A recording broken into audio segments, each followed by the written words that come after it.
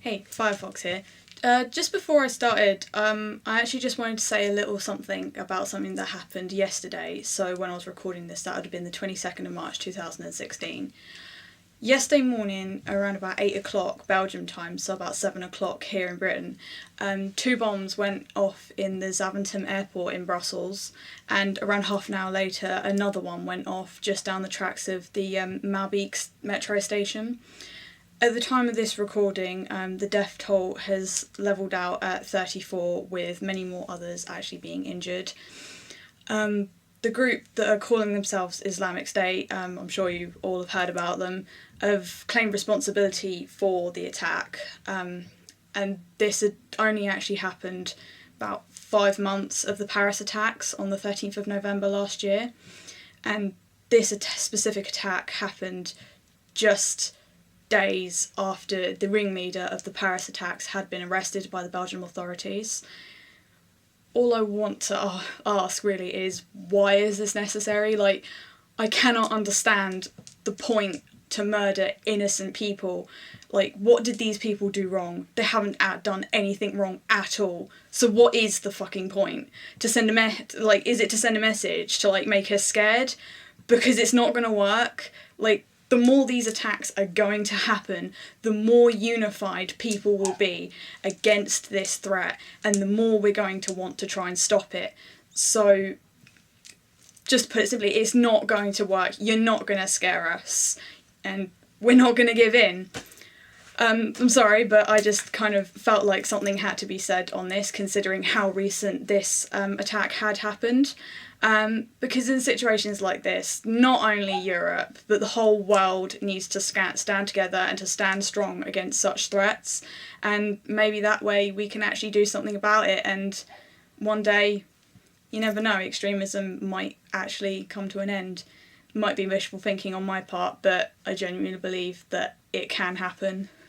Now, in my first video, I did mention how I was in kind of a relationship that didn't really feel like a relationship, and I kind of wanted to talk about it. I'm not entirely sure how to put it, and I don't really want to turn it into a gossip session, but I don't really want to go into much detail either, and I won't mention this person by name or give any details as to who this person is, because, well, that's unfair, and quite frankly, they don't know I'm actually doing this, so, let's just be fair. To me, it didn't really feel like a romantic relationship. I didn't really feel romantically involved with it at all, and to me it just kind of felt like we were just really close friends. That is kind of now, with hindsight, I thought maybe it might have been a QPR or a queer platonic relationship.